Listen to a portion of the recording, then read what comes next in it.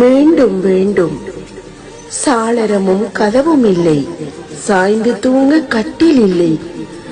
நீருக்குள் இருந்தாலும் நிம்மதியாய் மூச்சுவிட்டு கவலைகள் ஏதுமின்றி கண்மூடித்தான் கிடந்து கருவறையில் நான் இருந்த காலம் அது வசந்தம் அம்மா.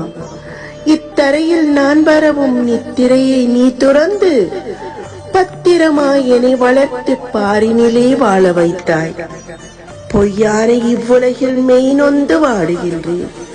கடைசி வரை கிட்டாதோ கருவறையின் மீளுறக்கம்.